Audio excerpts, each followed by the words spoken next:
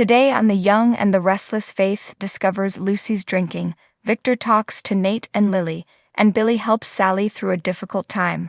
All products and services featured are independently chosen by editors. However, Soaps.com may receive a commission on orders placed through its retail links, and the retailer may receive certain auditable data for accounting purposes. At Society, Billy talks up Abbott Chancellor and gives Sally a sneak peek at the new logo. She thinks he's found his place in the world. Billy goes on about how much it means to him and says he works with someone he respects. The sky's the limit. They toast and discuss Chelsea and Adam heading back with Connor tomorrow morning. Sally says Adam was quiet and tense when they spoke. Billy says Chelsea was the same. What do you think that's about? Sally guesses they're upset about the conversation they tried to have before they left. Billy smirks. I piled it on. Sally knows he had the best intentions. Billy just wanted to help Chelsea. Sally asks why he's so sure there's more to the story. Billy says it's a feeling. He hasn't been able to stop thinking about Chelsea saying she wanted to put the fear and guilt behind her.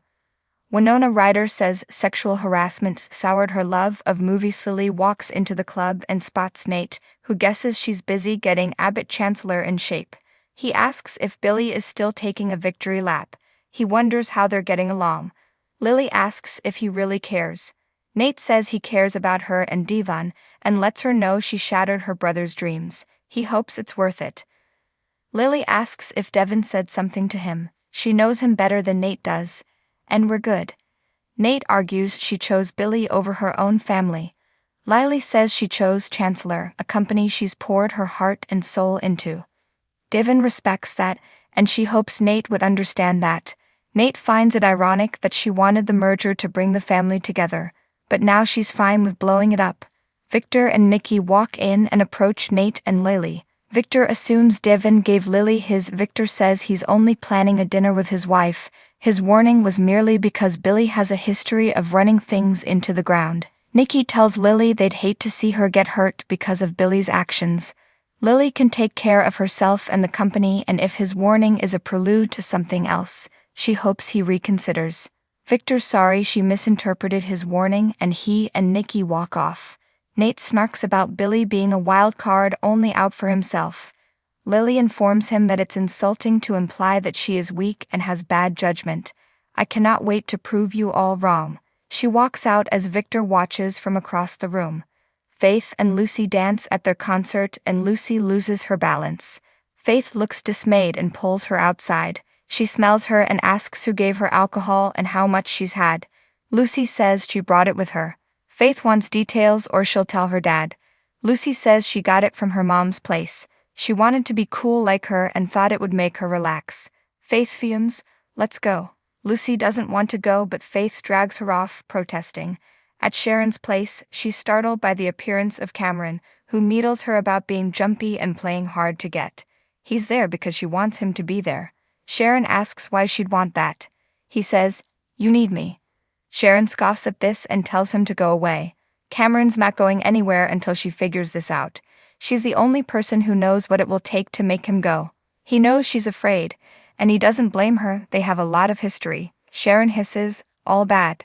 Cameron suggests she dig in and roll around in her past and face up to what she's running from. Maybe then, you'll find the itch you need to me scratch. She thinks he's there because she went off her meds. Cameron urges her to go back on them then. He muses that she won't because she's finally free to go deep and put things to rest. She asks, what things? What haven't I put to rest? At Society, Sally tells Billy that maybe Chelsea doesn't want to burden him. Billy doesn't think that explanation flies. She's never had a reason to keep anything from him, until now. Sally mutters that they all keep secrets, sometimes with the best of intentions. Billy asks if she needs to talk about something. Sally suggests they go on a walk instead of talking there. In the car on the way home from the concert, Lucy doesn't want Faith to tell her parents.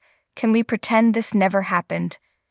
In Sharon's living room, Cameron reiterates that all the answers are in her head. But I'm not the only one swimming around in here, am I? Say her name. Sharon gasps, Cassie? Cameron says, Cassie Ann Newman, your beautiful daughter. A daughter that you lost way too soon. Sharon cries, that's what this is, I lost Cassie and I. Almost lost Faith because of you. It's all jumbled together. Cameron says she saved Faith, but she couldn't save Cassie. You live with that every single day. But is that really living? Cameron tells Sharon she lost the daughter she couldn't protect, and then everything else was ripped out from underneath her. She's never really gotten back on track. Sharon argues that life changes. Cameron rants that she thought she and Nick were destiny. You don't deserve what he did to you. Sharon tears up. Cameron says it all went to hell after Cassie died. It broke her heart. Sharon thinks this is just trauma she hasn't dealt with. Cameron reminds her Nick is very much alive, and the whopper of a kiss in her head. Come on, Charbert, you wanted it. Sharon doesn't want him there. Cameron says he's not the problem. But I just might be part of the solution. Maybe she thinks she can only heal from Nick's love, but maybe you need something else. Something only I can give you.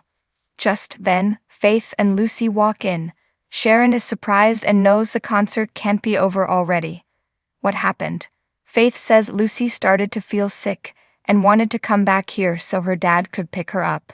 Sharon worries and Lucy says it's probably just something she ate. Sharon's sorry the concert was ruined. Faith stares daggers at Lucy, who says she's sorry she ruined her night. Faith says keeping her safe is more important. In the park, Billy tells Sally it's a beautiful night. She agrees and takes a deep breath.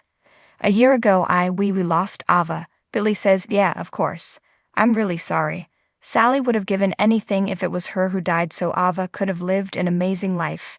But Adam chose me. Billy says it's because he loves her. Sally admits she still talks to her every day. Billy assures her this isn't weird. Sally cries that she was so small and fought so hard, but it wasn't enough. She never even got to take her first breath. Billy says his heart breaks for her and Adam. Sally says Adam hasn't even mentioned it. She's not even sure he remembers. Sally doesn't blame him when there's so much going on with Connor. Billy says nothing guts you in this world like losing a child. He can imagine Adam's suppressing the feelings so he can support Connor.